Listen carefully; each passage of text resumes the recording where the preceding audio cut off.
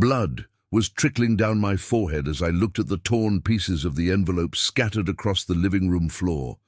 $1,200,000 in fragments spread across the carpet that my late wife Margaret had hand-embroidered. My children laughed. They laughed even after seeing the numbers. David stepped on the pieces of the check as if they were trash. And Linda just shook her head with that disdainful smile I'd known for 20 years. Mark was too busy counting the bills he'd found in my wallet to notice what he'd really lost. The Christmas tree blinked its colourful lights, reflecting off the tears that refused to fall from my eyes. Emily, my 16-year-old granddaughter, was the only one who seemed shocked, but her voice was lost in the chaos. How did we get here? How can a family transform into something so cruel? Before we continue, subscribe to the channel and tell us in the comments where you're listening from. My name is Henry Whitmore, 68 years carrying the weight of a lifetime on my back, and still they see me as if I were invisible. It was Christmas Eve in Ohio, and the snow was falling heavy outside, covering our small town with a white blanket that used to bring me peace. But that year, 2023, everything seemed different. Margaret had passed 3 years ago, taking with her the last person who truly understood me. The house I built with my own hands over 35 years seemed to echo with the emptiness she left behind. Sitting in my worn leather armchair, the one David always said I should throw away, I watched through the living room window as cars arrived at my driveway. David arrived first in his gleaming black SUV, followed by Linda, who got out of the car adjusting her fur coat that cost more than I earned in 2 months when I worked at General Motors. Mark arrived shortly after, driving that red Camaro that I knew was financed to the hilt, because he'd told me himself when he asked to borrow money last month to catch up on 2 overdue payments. The sound of keys at the front door made me take a deep breath. Margaret always said it was important to keep the family together, especially during the holidays. She insisted that underneath all that rudeness and indifference, our children still loved us. I wanted to believe that, but with each passing Christmas, it became harder to find evidence of that love. "Dad, are you there?" David's voice echoed down the hallway, always formal, always distant. Not a warm hi, not a spontaneous hug. David entered the living room, followed by Linda, who greeted me with a nod as cold as the wind outside. "Henry," Linda said, and her tone already carried that impatience disguised as courtesy. "You could have at least dressed better for Christmas. That shirt smells musty." It was the blue shirt Margaret gave me on our last Christmas together. I wore it whenever I missed her, which was almost every day. But Linda didn't know that, and even if she did, she probably wouldn't care. Mark appeared next, his hair disheveled and his eyes red. I recognized the signs. He'd been drinking on the way. Not much, just enough to feel brave for another session of money requests disguised as family conversation. "Hey there, old man," Mark said, throwing himself on the couch without ceremony. "Where's Rachel? She said she was coming." "She should be arriving soon," I replied, checking the clock on the wall. Rachel was always the most punctual, but also the most complicated to understand. She oscillated between moments of genuine affection and a coldness that painfully reminded me of how Linda treated Margaret in her final years. The door opened again, and Emily came running in, her blonde hair flying behind her like a ray of sunshine amid that heavy atmosphere. My granddaughter, the only one who still hugged me without hesitation, who still called me Grandpa with genuine affection. "Grandpa Henry," she shouted, running to me and wrapping me in a tight hug. For a moment, I felt the warmth that used to fill this house when Margaret was alive. "Hi, Princess," I whispered in her ear. "You've grown since last month." "Emily, don't shout in Grandpa's house," Linda scolded harshly. "And be careful with that new outfit. It cost $200. $200 on an outfit for a teenager. It was more than I spent on clothes for myself during an entire year. But I said nothing. Margaret always taught me that keeping certain observations to yourself was a sign of wisdom, not weakness. Rachel finally arrived, bringing with her a tray of homemade brownies that gave off an aroma of chocolate and cinnamon. She gave me a kiss on the cheek, quick, mechanical, but at least a gesture of affection. "Sorry I'm late, Dad. Traffic was terrible with all this snow." We settled in the living room, and for a few minutes there was a forced attempt at family conversation. David talked about his landscaping equipment business, complaining about the economy and taxes. Linda commented on their new home decoration, which cost $15,000. She made sure to mention the amount 3 times. Mark stayed quiet, probably mentally calculating how much money he could ask me for this time. That's when Emily broke the uncomfortable silence with an innocent question that cut through the air like a blade. "Grandpa, why do you all seem sad at Christmas? Mum always says it's a time to be happy with family." The silence that followed was deafening. David cleared his throat uncomfortably. Linda examined her nails with excessive interest. Mark swallowed hard. Rachel looked at her own hands as if they were the most fascinating things in the world. "And me?" I felt the weight of that envelope in my shirt pocket, the same envelope I'd been carrying with me for weeks, waiting for the right moment. A moment that might never come, because with each passing minute it became clearer that my children weren't there out of love or nostalgia. They were fulfilling a social obligation, counting the minutes until they could leave. "Maybe," I finally said, "it's because sometimes people forget what really matters at Christmas." David laughed, a harsh sound without humor. "Cheap philosophy, Dad. You've always been like that, turning everything into a moral lesson." I felt something breaking inside my chest, but I kept my expression serene. Margaret always said that dignity was something no one could take from me, only I could give it away. And I wasn't ready to give it away. Not yet. The cruelest betrayal is the one that comes from people you've loved your whole life without question. 2 hours had passed, and the tension in the room grew like the snow outside, silent but constant and inevitable. We served the dinner Rachel brought. A turkey bought ready from the supermarket, accompanied by instant mashed potatoes and some vegetables. Nothing compared to the Christmases Margaret prepared when she'd wake up at 5 in the morning to start cooking, filling the house with aromas that seemed to embrace the soul. During dinner, Mark finally broke the ice with the subject I knew had been stuck in his throat for weeks. "Dad, I'm going through a difficult situation." He avoided my gaze while speaking, cutting the turkey with mechanical movements. "My boss decided to cut my commission in half. You know how the insurance market is." David and Linda exchanged a look that didn't go unnoticed. They knew what was coming. We all knew. "How much?" I asked, putting my fork aside. "It's not much. Just, $5,000 would help me get through this difficult period, just until things get better." $5,000. It was the 4th time in 8 months that Mark had asked me for money. The other 3 times I had given it without question, taking it from my retirement savings that I'd been carefully accumulating for years. Each time he promised to pay it back, and each time I pretended to believe he actually intended to do so. "Mark," Rachel intervened softly, "maybe it's not the most appropriate time." "Why not?" David interjected, with that authoritative tone he used when he wanted to dominate a conversation. "Dad, Mark is right. We all know you have money saved up. The house is paid off, your pension is good, and family is for helping each other, isn't it?" Linda nodded, as if it were the most obvious thing in the world. "Henry, you're not going to take that money to the grave. Why not help your children while you still can?" Emily, who had been quiet until then, looked up from her plate with a confused expression. "Mom, why are you talking like that? It sounds like you want Grandpa to die soon." The silence that followed was so dense that I could hear the tick-tock of the clock on the wall, each second marking the discomfort that overtook the table. Linda blushed, David coughed, and Mark simply continued eating as if he hadn't heard anything. "Emily," Linda said in a controlled voice. "You don't understand these things yet. It's adult conversation."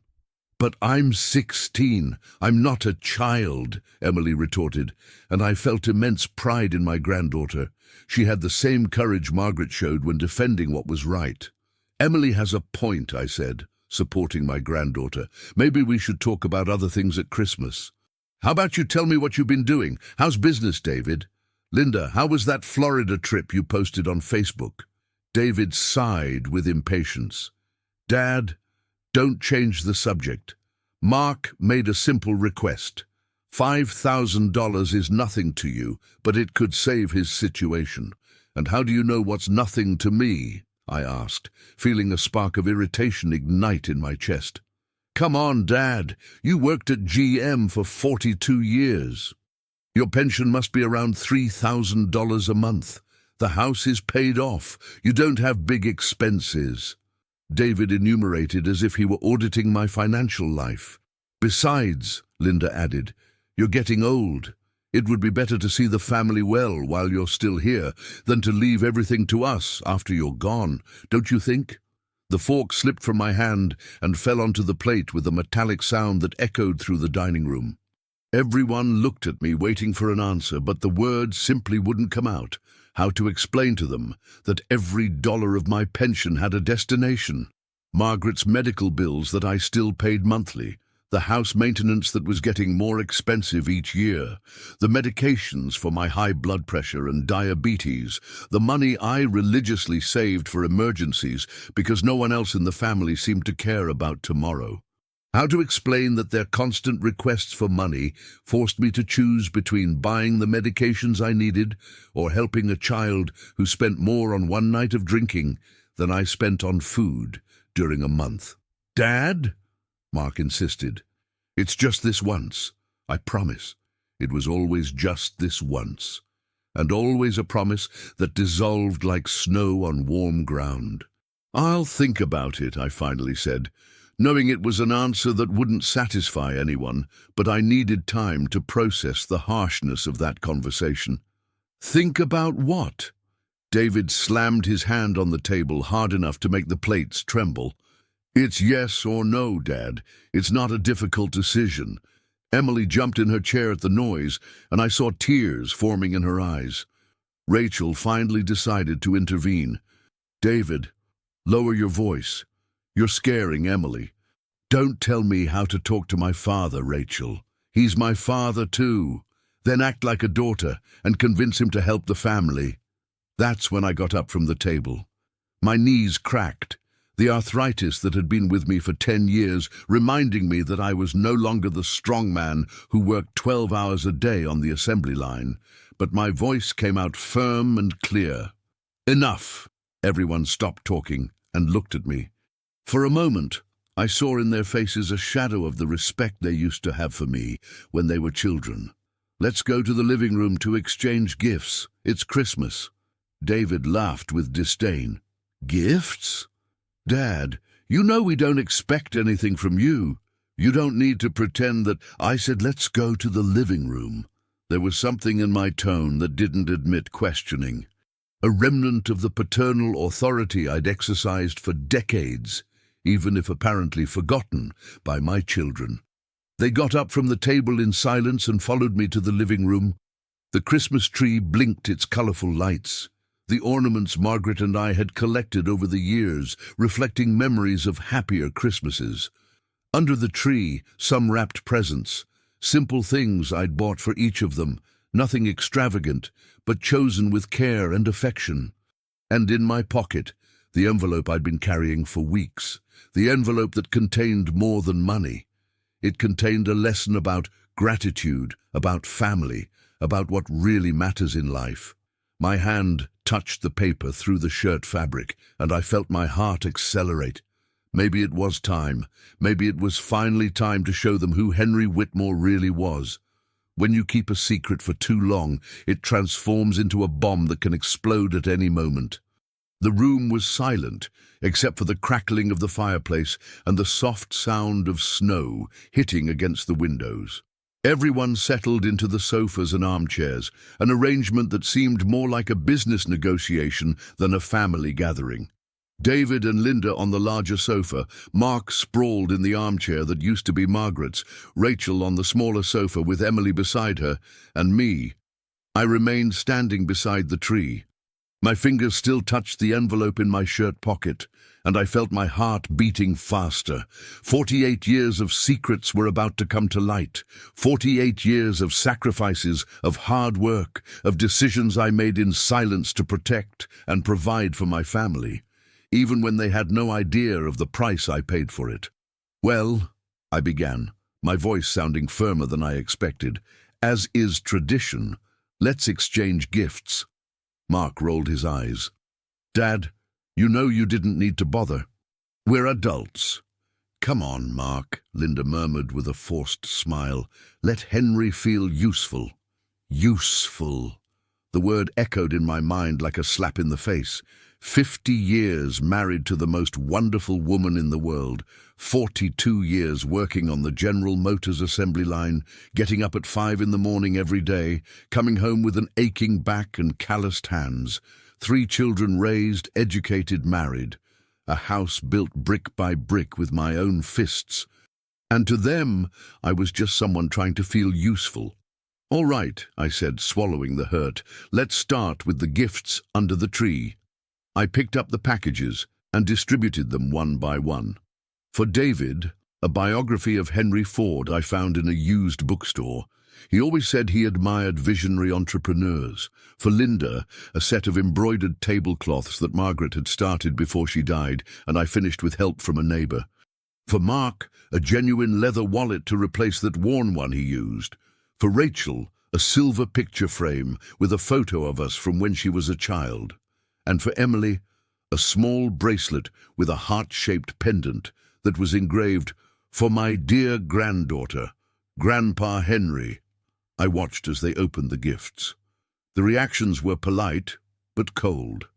David flipped through the book quickly and said, "Thank you," without lifting his eyes from the pages. Linda examined the tablecloths with an expression that mixed surprise and embarrassment. She probably realized they were handmade, and felt uncomfortable for not having anything of the same value to give me.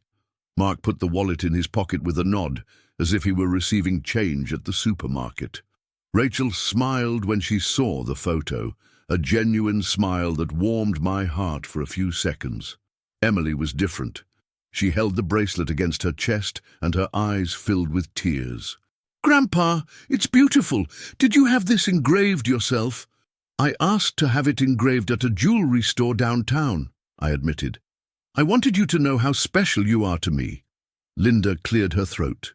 "Emily, say thank you to Grandpa." "Thank you, Grandpa Henry. I'll wear it always." Emily got up and gave me a tight hug, the kind of hug you get maybe once a year if you're lucky. "Well," David said, checking his watch, "I think we can consider Christmas accomplished. Linda, we should go soon. Tomorrow we have that appointment." "Wait," I said, and my voice came out louder than I intended. "I still have one more gift." Everyone looked at me with curiosity. Mark straightened up in the armchair, probably hoping I would announce that I had decided to lend him the $5,000 he asked for. I took the envelope from my shirt pocket. It was a simple, brown envelope with no decoration whatsoever. It looked insignificant compared to the wrapped gifts they had received. But I knew what was inside, and my heart was beating so hard I was sure everyone could hear it. "This gift is for the whole family," I said, holding the envelope with both hands. David frowned. "An envelope? Dad, what is this?" "It's my Christmas gift to you." Linda let out a nervous giggle. "Henry, you didn't need to. I mean, whatever it is, I'm sure it's very kind of you." I extended the envelope to David, the eldest son. By family hierarchy, it seemed appropriate for him to be the first to see. David took the envelope with an expression between confused and irritated. "Dad, honestly, you didn't need to. We didn't bring anything for you." "It doesn't matter," I replied. "Open it." David tore the envelope carelessly, like someone opening an electric bill. He took the paper from inside and looked at it for a few seconds. His expression gradually changed from irritation to confusion, then to shock. "Dad," his voice came out as a whisper. "What is this?" "What is what, David?" Linda grew impatient. "Show us." David turned the paper so everyone could see. It was a check from Huntington Bank made out in my name, dated that day, and in the amount, written both in numbers and spelled out, was $1,200,000. The silence that followed was absolute. Not even the crackling of the fireplace or the sound of snow outside could be heard because of the roar of blood in our ears. Emily was the first to break the silence. "Grandpa, is this real?" Before I could answer, Mark snatched the check from David's hands and examined every inch of the paper like an investigator looking for evidence. $1,200,000, he murmured. "Dad, where did this money come from?" Linda jumped up from the sofa as if she'd been electrocuted. "Henry, is this some kind of joke? You don't have this money." "I do," I said simply. David shook his head as if trying to wake up from a dream. "No, it's not possible. Dad, you worked on the assembly line. You drive a 15-year-old car. Your house is modest. It doesn't make sense." Rachel, who had remained silent, finally found her voice. "Dad, how did you manage to save so much money?" It was the question I expected. The question that would give me the chance to finally tell the story I'd kept for almost 5 decades. The story of sacrifices I'd made, opportunities I'd had, and choices I'd made to ensure my children had a better future, even if they never knew about it. "Sit down," I said. "It's a long story." But they didn't sit down. They remained standing, looking at me as if I were a stranger who had invaded the family home. Mark was still holding the check, and I could see his hands trembling slightly. 48 years ago, I began, I made an investment. Life's most valuable opportunities come disguised as risks that nobody wants to take. The year was 1975, and I was only 20 years old. I had just started working at General Motors, earning $2.40 an hour on the assembly line. Margaret was pregnant with David, and we lived in a 1-bedroom apartment that cost $80 a month. Every penny counted, every financial decision was a matter of survival. "Dad," David interrupted, still holding the check with incredulity, "this doesn't explain how you have over $1 million. "Let me finish the story," I replied, feeling for the first time in years that I had my children's complete attention. In 1975, a co-worker named Pete Morrison approached me with a proposal that seemed crazy at the time. He had heard about a small technology company in Seattle that was looking for investors. The company was called Microsoft, and it was run by 2 young men, Bill Gates and Paul Allen. Pete had a cousin who worked in Seattle and knew someone who knew someone. You know how these things work. "Microsoft," Mark repeated, and for the first time I saw a spark of recognition in his eyes. "The company was offering shares at 50 cents each," I continued. "Pete wanted to invest $500, 1,000 shares. He invited me to invest with him." Linda let out an incredulous laugh. "Henry, are you telling us you invested in Microsoft in 1975? "I'm telling you, I almost didn't invest," I corrected. $500 was more than a month's salary for me. Margaret was pregnant. We needed money for childbirth, for baby furniture, for 1,000 things. Investing in a company nobody knew seemed like the most irresponsible thing I could do. The memory came back vividly. Me sitting at the table in our small kitchen, calculating and recalculating our accounts. Margaret, with her hand on her belly, trying to convince me that everything would work out, that we'd find a way to make the money stretch. "But you invested," Rachel said, more a statement than a question. "I invested $100, 200 shares. It was all I could risk without putting our family in real danger." I paused, letting them absorb the information. Pete thought I was a coward. He said that when you have an opportunity like that, you have to bet everything. And Pete Emily asked, genuinely curious. Pete invested his $500. He became a millionaire in 1986 when Microsoft went public. He bought a mansion in California, a yacht. He lived like a king for 10 years. David frowned. For 10 years. What happened after that? Pete never learned the word enough. He sold his Microsoft shares in 1987 to invest in other tech companies that promised even greater returns. Some worked out for a while, others were a total disaster. When he died in 2019, he was poorer than when he started. The silence in the room was profound. I could see each of them doing mental calculations, trying to understand how my 200 shares of 50 cents each had turned into over $1 million. Dad, Mark said slowly, if you bought 200 shares for 50 cents each, that's $100. Exactly. And you never sold? I never sold a single share. Linda sat heavily on the sofa. For 48 years, you held Microsoft stock? For 48 years, I reinvested every dividend I received. Every quarter, when the check from Microsoft arrived, I bought more shares. When the company did stock splits, my 200 shares multiplied. In 1987, they became 1,600 shares. In 1994, 3,200. In 1998, 6,400. David was shaking his head in total disbelief. Dad, are you telling me that during our entire childhood, while we lived in that simple house, while you drove used cars, while we bought clothes on sale, you were a millionaire? I wasn't a millionaire until 2003, I corrected. And even then, it was only on paper. The shares were there, growing silently, but I never touched them. Never sold a single share. Why? Rachel asked, and her voice carried an emotion I couldn't completely identify. Why didn't you ever tell us? Why did we live so modestly? It was the hardest question because the answer touched the heart of who I was as a father and as a man. I took a deep breath, feeling the weight of almost 5 decades of difficult decisions. Because you were my most important investment, I said.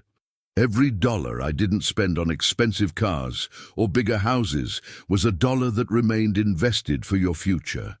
Every sacrifice I made, every no I said when you asked for expensive things, was so that one day I could say a yes that would change your lives forever. Mark dropped the check and ran his hands over his face. Jesus Christ, Dad. Do you know how many times I've asked you for money in recent years? 5,000 here, 3,000 there.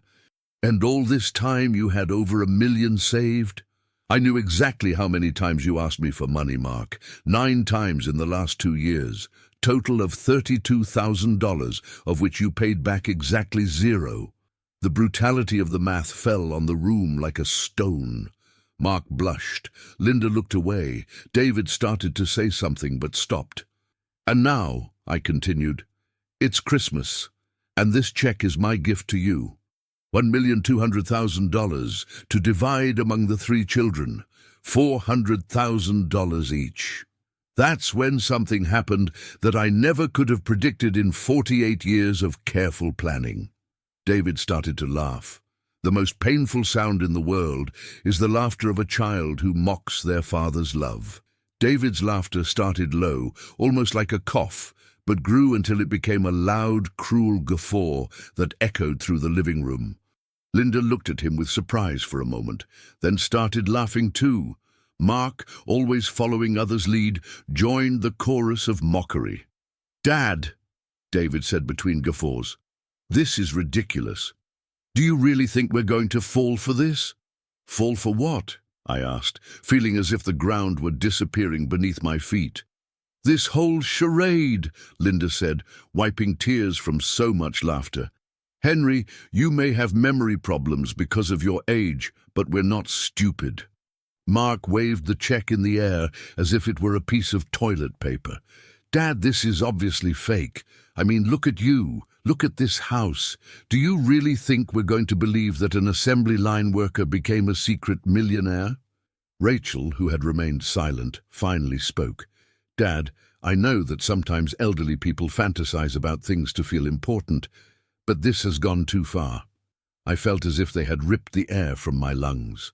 Emily, my sweet granddaughter, was the only one not laughing. She looked at me with confusion and something that seemed like fear. "But what if it's true?" Emily said with a small voice. "What if Grandpa really—" "Emily, don't be naive," Linda interrupted her brusquely. "Your grandfather is becoming senile. This is typical of people his age. They invent elaborate stories to get attention." Senile. The word hit me like a punch to the stomach. Me, who kept my finances organized to the penny. Me, who read the Wall Street Journal every day. Me, who tracked my investments with the precision of a professional accountant. Senile. "The check is real," I said, and my voice came out weaker than I intended. "Call the bank tomorrow if you want to verify." David threw the check on the floor with disdain. "Dad, stop this. This is embarrassing." "David, don't throw that on the floor," Emily said, quickly getting up to pick up the paper. "Emily, leave that trash where it is," Linda ordered. "Don't encourage your grandfather in this fantasy." But Emily had already picked up the check and was examining it carefully. She was 16, but she was smart, much smarter than her parents gave her credit for. "This check looks real, Mom," Emily said. "Look at the watermark, the bank routing number, and why would Grandpa lie about this?" "Because he's losing his mind," Mark exploded, clearly irritated at having to explain the obvious. "Old man, sorry, but you need to get back to reality. You're a retiree living off a General Motors pension, period." That's when I felt something breaking inside me. It wasn't anger. It was something deeper and more destructive. It was the understanding that my own children saw me as an old fool who didn't deserve even the benefit of the doubt. "Do you want proof?" I asked, taking my phone from my pocket. "Dad, please, stop," Rachel began, but I was already dialing. The phone rang twice before a female voice answered. "Huntington Bank, Premium Customer Service. This is Sarah. How can I help you today?" I put the phone on speaker so everyone could hear. "Sarah, this is Henry Whitmore. Account number 44877513. I recited my account number from memory, something I did regularly for years. "Mr. Whitmore, how can I help you today?" "Sarah, my children are here with me and would like to know the current balance of my main checking account." There was a brief pause while Sarah consulted the system. "Of course, Mr. Whitmore. The current balance of your checking account is $1,267,412.85. The silence in the room was so absolute that I could hear Emily's heart beating. Or maybe it was my own. "Thank you, Sarah. Have a good evening." "You too, Mr. Whitmore, and Merry Christmas." I hung up the phone and looked at each of my children. The expressions of mockery had completely disappeared, replaced by shock, confusion, and something I couldn't immediately identify. David was the first to find his voice. "Dad, You what, David?" Linda was as pale as the snow outside. "Henry, I didn't know. I mean, how could we know?" "You could have given me the benefit of the doubt," I said, and each word came loaded with 48 years of accumulated hurt. "You could have trusted me. You could have treated me with the minimum respect a father deserves." Mark swallowed hard. "Dad, sorry, but you have to understand our perspective." "No, Mark, you have to understand my perspective." I took the check from Emily's hands and held it before them. 48 years keeping this secret. 48 years making sacrifices so you'd have a better future. 48 years waiting for the right moment to share this with my family. Rachel had tears in her eyes. "Dad, we didn't know." "And do you know why you didn't know? Because you never cared to really know me. To you, I was always just old Henry, useful when you needed money, irrelevant the rest of the time." The truth was finally coming out, and there was no way to stop it. It was like a dam that had burst after decades of containing the pressure. Do you know how many times in the last 3 years someone asked me how I was? Not financially, emotionally. How many times did someone care about my feelings, my dreams, my fears? I paused, looking each of them in the eyes. 0 times. Emily started crying silently. Grandpa, I care. I know you care, Princess. You're the only one. David got up and started pacing back and forth across the room. Dad, look, maybe we reacted badly, but you have to admit this is surreal. Surreal is discovering that your own children have so little faith in you that they prefer to believe you're having senile delusions rather than consider that maybe you accomplished something important in life. Linda got up from the sofa and walked toward the check in my hand. Henry, if this is real, if you really have all this money, why didn't you ever help us when we needed it? It was the question I expected. The question that would reveal exactly what kind of people my children had become. Help how, Linda? Like when I paid the down payment on David's first house? Like when I paid for Rachel's wedding? Like when I paid for Mark's college twice because he failed the first time? Like when I lent money for your emergencies 14 times in the last 5 years? Each example fell like a bomb on the conversation. They had forgotten, conveniently forgotten, all the help they had already received. That was different, David stammered. Those were small amounts. Small? I laughed, but there was no humor in my laughter. David, in total, you 3 received from me, in loans and gifts, $243,000 over the years. And do you know how many dollars you paid back? 0. Mark was looking at his own hands, as if they were the most interesting things in the world. Dad, we always intended to pay back. Intentions don't pay bills, Mark. That's when Linda asked the question that would change everything. So what do you want from us now, Henry? What do you expect us to do? It was a simple question, but loaded with implications. She wasn't asking out of remorse or desire for reconciliation. She was asking what the price of my generosity was, as if everything in life were a business transaction. And it was at that moment that I made the decision I'd been avoiding for 48 years. Sometimes the greatest lesson you can teach someone is to show them the consequences of their choices. I folded the check carefully and put it back in my shirt pocket. The movement was slow, deliberate, and I could see in each of their eyes the gradual understanding that something fundamental had changed. What do I expect from you? I repeated Linda's question. I expected gratitude. I expected respect. I expected that when I told you about the biggest investment of my life, you'd be proud of your father, not mock me. David approached, and for the first time that night I saw something like panic in his eyes. Dad, look, we made a mistake. We really didn't know. No, David, you revealed exactly who you are, and I finally am seeing my children with total clarity. Rachel got up from the sofa, tears running freely down her face. Dad, please, don't do this. We can talk, we can work this out. Work out what, Rachel? The fact that you came here today only out of social obligation? The fact that Mark sees me as a personal bank? The fact that you think I should feel useful handing out money while you treat me like an inconvenience? Mark finally looked up from his hands. Dad, I know I made mistakes. Mistakes. My voice rose for the first time that night. Mark, you're 36 years old. You live in an apartment that's 3 months behind on rent. Your car was financed in my name because your credit is destroyed. You spend more on alcohol in a week than I spend on food in a month. These aren't mistakes. This is a life pattern. Emily, who had been quiet observing the discussion, finally spoke. Stop, please. You're destroying Christmas. No, Emily, I said softly.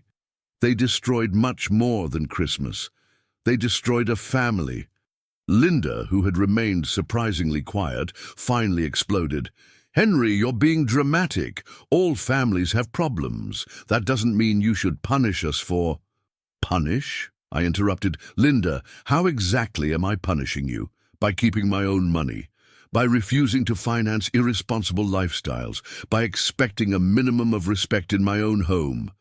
You know what I'm talking about, Linda replied, and her voice had an edge of desperation. You gave us hope with that check, and now you're taking it all back. I didn't give hope. You created expectations based on greed. The word greed hung in the air like toxic smoke. David tried to protest, but I raised my hand to silence him. Let me tell you what really happened today, I said. You arrived at my house, the house I built with my own hands, and for 2 hours treated me like an inconvenient obstacle between you and a free evening. Mark asked me for $5,000 before even asking how I was doing. Linda made comments about my appearance and my house. David pressured me to make financial decisions at the dinner table. I walked to the window and looked at the snow that continued falling. When I offered my gift, a gift that represented 48 years of sacrifice and planning, you laughed. You laughed at the idea that your old father could have achieved something significant in life. I turned to face them again. And now that you know it's real, now that you called the bank and confirmed it, I don't see remorse. I don't see shame. I only see frustration because you realized you might have lost an opportunity to profit from my generosity. That's not fair, Rachel protested. We're shocked, confused. You can't expect us to process all this instantly. Rachel, you've had 42 years to really know me. David, you've had 42 years to see beyond the surface. Mark, you've had 36 years to show that you care about me as a person, not just as a source of emergency money. I took my coat from the closet near the door. And Linda, you've had 20 years to treat your husband's father with a minimum of basic respect. Where are you going? David asked, panic evident in his voice. I'm going for a walk. When I come back, I expect you to be gone. Dad, don't do this. Mark got up quickly. We can talk about this. We can talk about what? About how to pretend you respect me to have access to my money? About how to stage family affection to ensure a bigger inheritance? Emily ran to me and grabbed my arm. Grandpa, please don't go. I really care about you. I looked at my granddaughter, the only person in the room who had shown genuine love for me, and felt my heart breaking. I know you care, Princess, and that's why you'll always be special to me. I took the check from my pocket and handed it to Emily. Keep this, dear. Grandpa, what do you want me to do with it? Whatever you want, it's yours now. Linda jumped from the sofa as if she'd been electrocuted. Henry, you can't give over $1 million to a 16-year-old child. I can, and I just did. I kissed Emily's forehead. Emily is the only person in this room who loves me for who I am, not for what I have. David was practically hyperventilating. Dad, this is crazy. You're making an emotional decision you'll regret. The only thing I regret, I said, putting on my coat, is taking so long to see you as you really are. I opened the front door, and the cold night air entered the house like a slap. The snow was falling heavier now, covering the world with a white veil that made everything clean and new. When I come back, I said without turning around, I want you to be gone. All of you, except Emily. And if we don't go, Mark challenged, trying to sound brave but only managing to seem desperate. I turned one last time to look at my children, adult men and women whom I had raised, educated, loved and supported for decades. Then I'll call the police and ask them to remove trespassers from my property. And with that, I went out into the Christmas night, leaving behind not just a house, but a lifetime of illusions about what it means to be family. The cold of disappointment cuts deeper than winter's cold. The snow crunched under my feet as I walked down the silent street. Each falling flake seemed to carry the weight of the last 48 years. Every sacrifice, every hope, every dream I'd had for my children. The freezing air burned my lungs, but it was a welcome pain compared to what I felt in my chest. 3 blocks later, I stopped in front of the Morrison house, the same family where Pete had lived before moving to California. His widow, Helen, still lived there, and we maintained a discreet friendship based on occasional cups of coffee and conversations about old times. Her living room window was lit, and I could see the blinking lights of a small Christmas tree. Before I could reconsider, I knocked on the door. Helen opened with a surprised smile. "Henry, what a surprise! Come in. You'll catch pneumonia out there." "Sorry to bother you on Christmas, Helen. I just Needed a place to think. Nonsense. You never bother. She guided me to the warm living room, where a fireplace crackled softly. Coffee, or something stronger? Coffee sounds great. While Helen prepared coffee in the kitchen, I sat on the familiar sofa and looked around. The room was full of photographs, Helen with Pete, children and grandchildren scattered across the country, moments of happiness captured and framed. It was the kind of home I'd always imagined I'd have when I got older. "Here you go," Helen said, returning with 2 steaming mugs. "Now tell me, what's a decent man like you doing wandering in the snow on Christmas night?" And then I told her everything. The story of the Microsoft shares, the check, my children's reaction, the humiliation, the decision to give the money to Emily.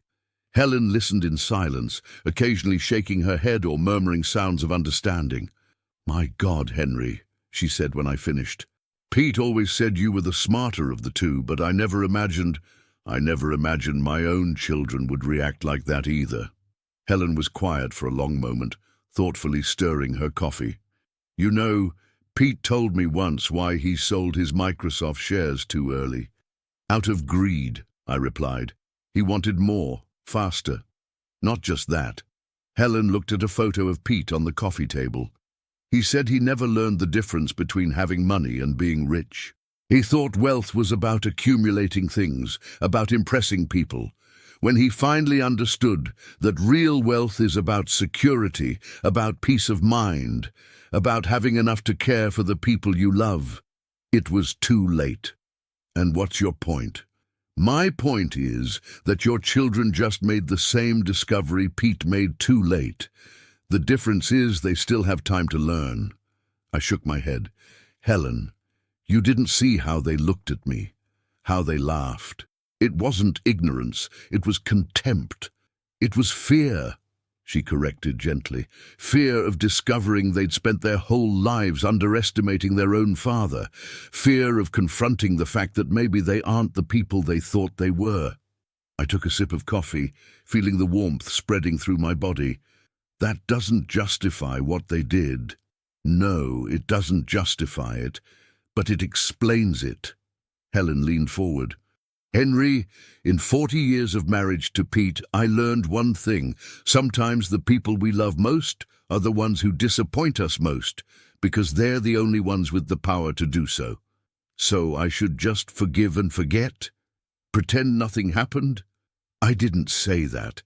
I said maybe you should consider that people can change, especially when confronted with the real consequences of their actions." My phone vibrated in my pocket. A text message from Rachel. "Dad, please come home. We need to talk. I love you." I showed the message to Helen. She read it and smiled sadly. "Pete used to say that money has an interesting way of clarifying things. It revealed people's character, both the good parts and the bad. Well, today it revealed plenty of character. Henry," Helen put her hand on my arm, "you have every right to be hurt and angry. But don't let anger transform you into something you're not." "And what am I? A good man who loved his family enough to sacrifice 48 years of comfort for them. A man who kept an extraordinary secret not out of shame, but out of wisdom. A man who taught by example, even when no one was paying attention." My phone vibrated again. This time it was David. "Dad, we made a terrible mistake. Please give us a chance to fix this." And then Mark. "Dad, I'm an idiot. I always have been. But you're my father, and I love you. Please come back." And finally, a message that made me stop breathing for a moment. It was from Emily. "Grandpa, they're crying. Mum hasn't stopped crying since you left. Dad is pacing back and forth like a caged animal. Uncle Mark is sitting on the floor just staring at nothing. They finally understand what they lost. Please come back.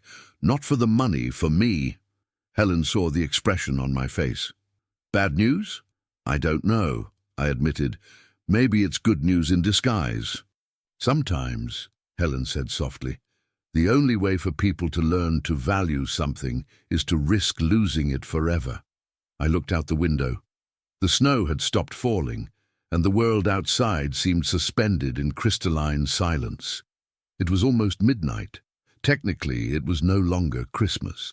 "Do you think I should go back?" I asked. "I think you should do what Pete never managed to do. Find the difference between being stubborn and having principles." I finished my coffee and stood up. "Thank you, Helen, for listening, for the advice, for nothing. That's what friends do." She walked me to the door. "Henry?" "Yes? No matter what happens tonight, you've already won. You raised 3 children who, despite their flaws, are capable of remorse.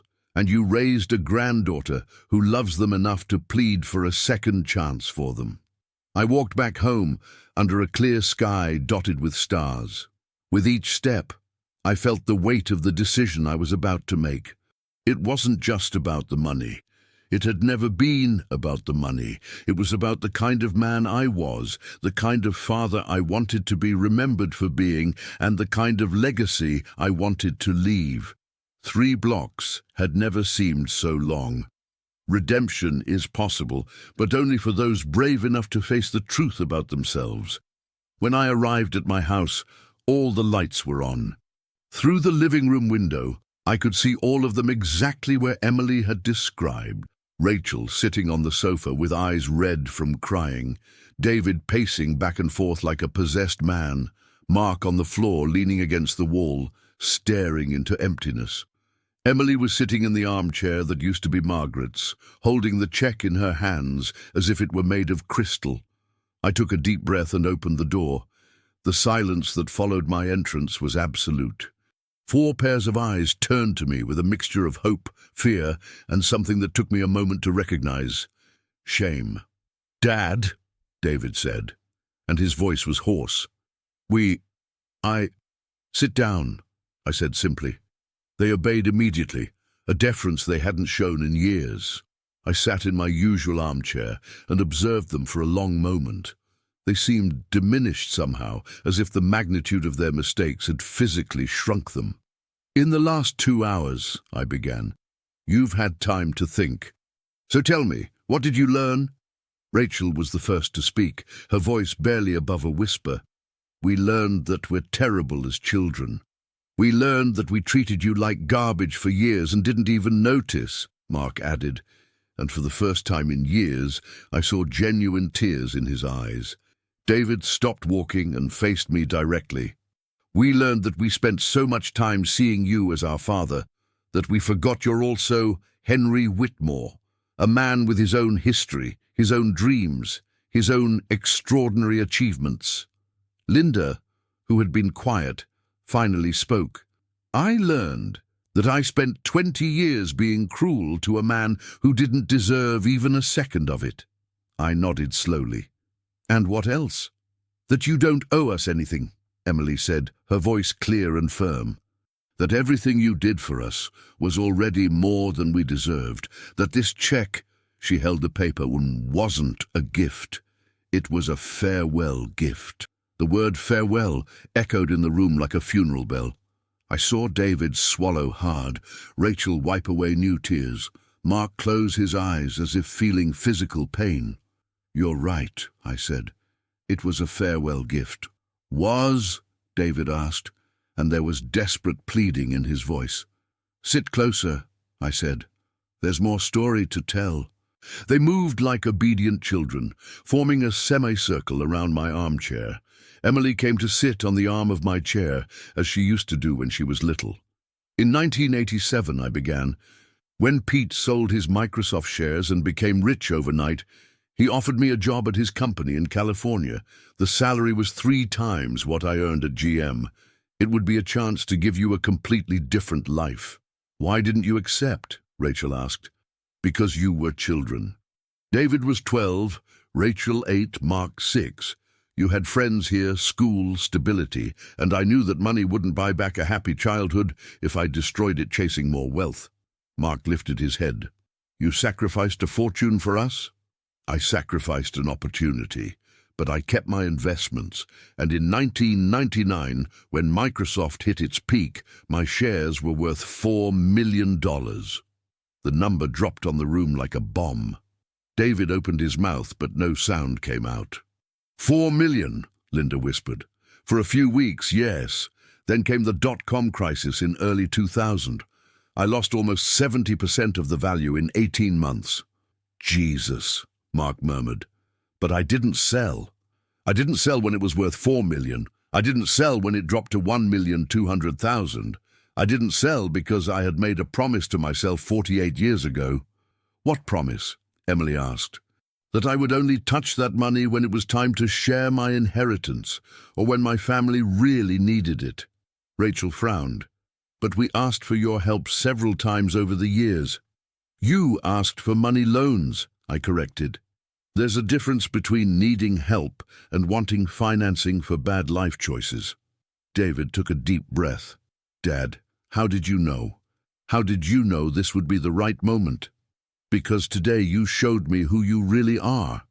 And I finally had the courage to accept that truth. I took the check from Emily's hands and unfolded it carefully. The numbers were still there, black against the white paper, $1,200,000. This check represents more than money, I said. It represents 48 years of faith in the future, 48 years of hope that one day I could share this achievement with a family that would love and respect me enough to understand the sacrifice behind it. Mark was crying openly now. Dad, we understand. We finally understand. Understand what, Mark? That you were never just our father. You were our hero, and we were too blind to see. Linda got up and walked to me, her own tears falling freely. Henry, I don't have words to express how ashamed I am. 20 years treating you like a nuisance, I completed gently. Worse than that, like you were invisible. She knelt beside my armchair. Can you forgive me? I looked at her. This woman who had been a constant source of small cruelties and disrespect for 2 decades. But in this moment, I saw something different. I saw genuine remorse, real shame, and perhaps for the first time, a glimpse of humility. Linda, I said softly, forgiveness isn't something you ask for. It's something you earn. Then tell me how to earn it. Tell me what to do. Start by treating people with dignity, especially those who can't do anything for you in return. David approached and knelt on the other side of my chair. Dad, I've been an arrogant idiot my whole life. I always thought I was better than you because I had a business, because I made more money. But you built something I never could, a life with real purpose. David, you can still build that. How? How do I fix 42 years of being a terrible son? By being a better father to Emily than I managed to be to you. Emily snuggled closer to me. Grandpa, you were a wonderful father. They were the ones who were bad children. Rachel sobbed. She's right, Dad. You were perfect. We're the ones who failed. Nobody's perfect, Rachel. I made my mistakes too. What mistakes? Mark asked. I let you believe you didn't have much value. I allowed you to grow up thinking we were an ordinary family, with nothing special. Maybe if I had told the story of the shares earlier, you would have learned to dream bigger, work harder, believe that extraordinary achievements are possible. Or maybe we would have become spoiled and lazy from early on, David said. Maybe you did exactly the right thing. I held the check in the air again. So here's my proposal. This check is still yours, but with conditions. Everyone straightened up, paying full attention. First condition, David, you're going to use your share to pay off all your debts and start an education fund for Emily. No new cars, no bigger houses, no risky investments to multiply the money. David nodded vigorously. Absolutely. Second condition, Mark, you're going to use your share to enter an alcoholism rehabilitation program. Yes, I know about your drinking, and then to start a serious business. Something you can proudly say you built with your own hands. Mark swallowed hard. I'll do it, Dad, I promise. Third condition, Rachel, you're going to use your share to go back to school. You always wanted to be a teacher before you got married. It's time to pursue that dream. Rachel smiled through her tears. I didn't even know you remembered that. I remember everything, dear, even the things you forgot about yourselves. I paused, looking each of them in the eyes. "And the fourth condition, every month you're going to meet here in this house for a family dinner, not out of obligation, not out of guilt, but because you want to be here, because you finally understood that family isn't about what you can get from others, it's about what you can give. And if we fail," Linda asked, "if we don't meet the conditions, then the money goes to charities. I've already chosen which ones." Emily laughed through her tears. "Grandpa, you're a genius." "I'm not a genius, Princess. I'm just an old man who finally learned the difference between being generous and being foolish." I got up from the armchair and walked to the Christmas tree. The lights were still blinking, but now they seemed brighter somehow. "There's one more thing you need to know." "What?" David asked. "Margaret knew, about the shares, about the money, about everything." The silence was absolute. "She knew," Rachel whispered. "She knew from the beginning. She was the one who convinced me to make the original investment, and she was the one who insisted we keep it secret until the right moment." "Why didn't she tell us?" Mark asked.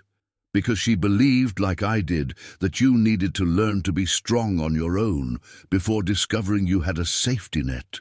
Linda shook her head in admiration. "Margaret was wiser than I ever realized.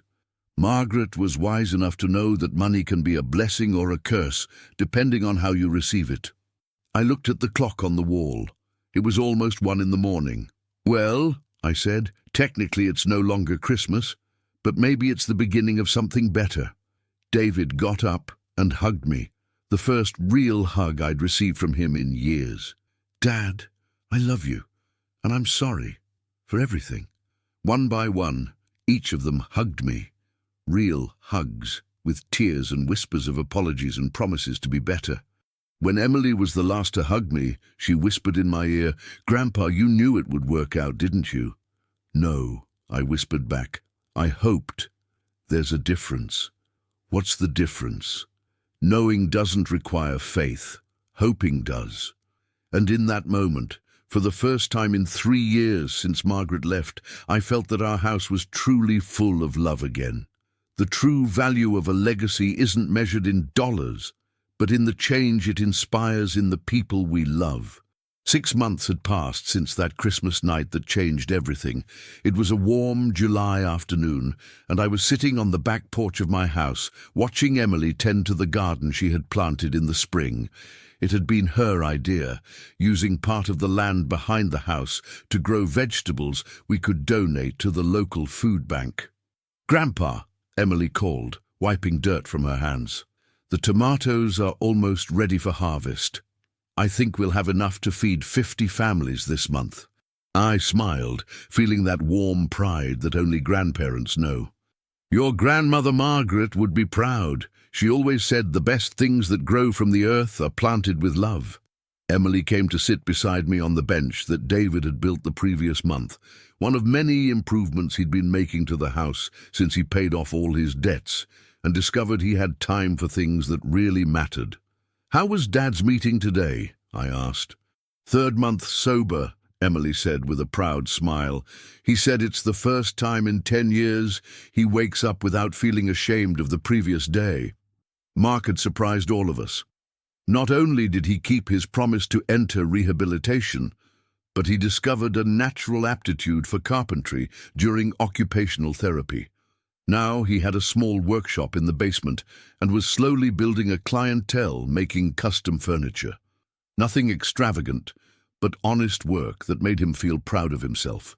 "And your mother, how are her studies going?" "Mom is in love with college," Emily laughed. "Last night she stayed up until 2 in the morning studying for an educational psychology exam. I've never seen her so happy." Rachel had enrolled at the local university to finish the education degree she abandoned when she got married. At 43, she was one of the oldest students in her class, but also one of the most dedicated. She discovered she still dreamed of making a difference in children's lives, and now she had the means to pursue that dream. "And your mother, Linda?" I asked, always cautious when the subject was my daughter-in-law. Emily was quiet for a moment. "She's changed, Grandpa. Really.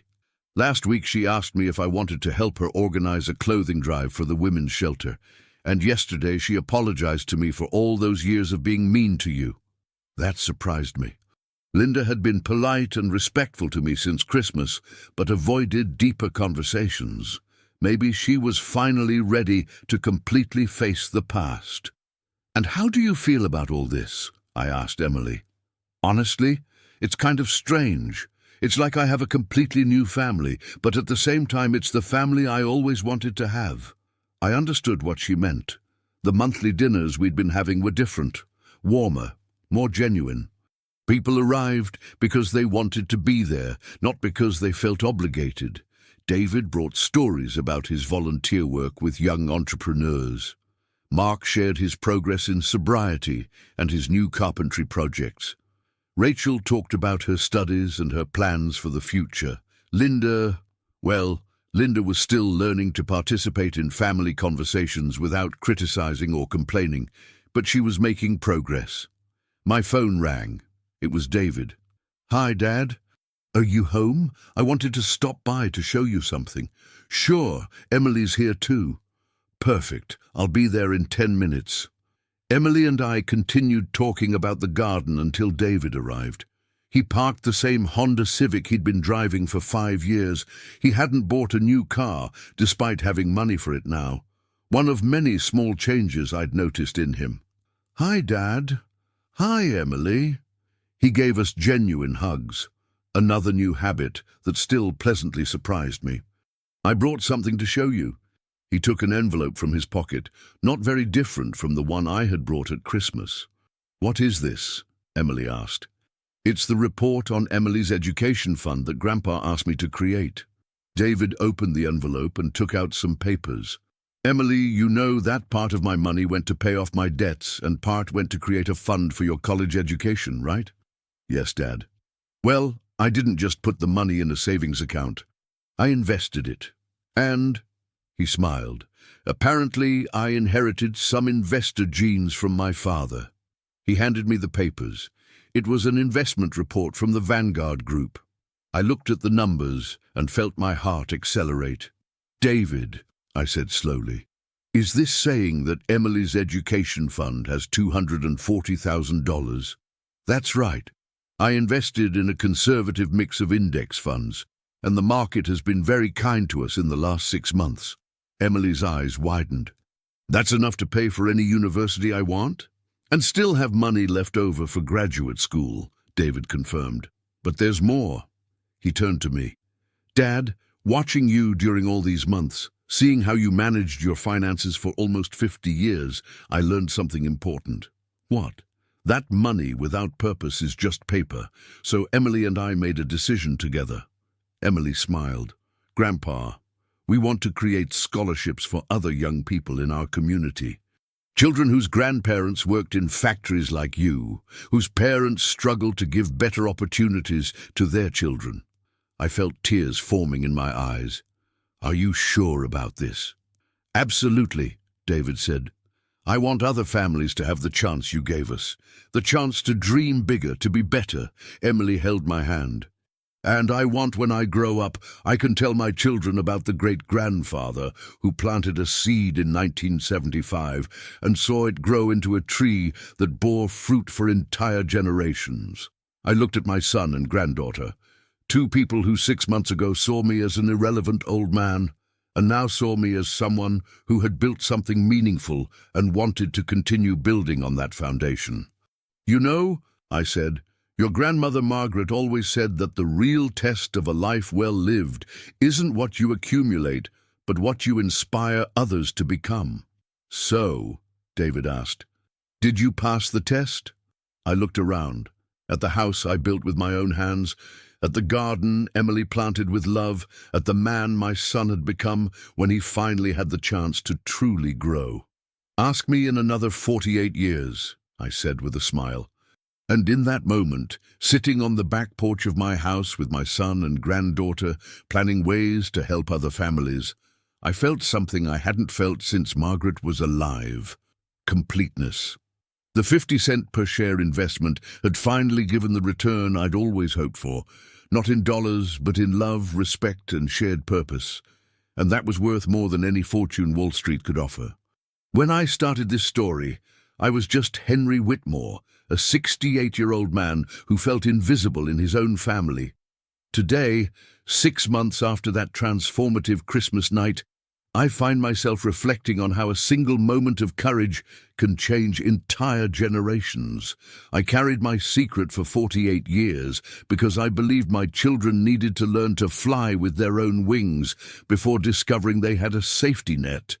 When I finally revealed the check for $1,200,000 and they laughed, thinking I was delusional, I felt my heart break, but I also found the strength to show them who I really was. Sometimes, teaching the people we love about our true value requires risking losing them completely. What fills me with hope today isn't the money I managed to accumulate, but the transformation I witnessed in each member of my family. Seeing David building an education fund that turned into scholarships for other young people, watching Mark overcome alcoholism and discover pride in honest work, following Rachel as she pursues her dreams of being a teacher at 43, this is worth more than any Wall Street fortune. I learned that a father's true success isn't measured by what he managed to accumulate, but by what he managed to inspire his children to become. My dear Margaret was right when she said that sometimes we need to plant trees whose shade we'll never enjoy. But what indescribable joy it is to live long enough to see the first fruits being born. Subscribe to the channel and turn on notifications for more stories that touch the heart and transform our perspective on family, forgiveness, and lasting legacies.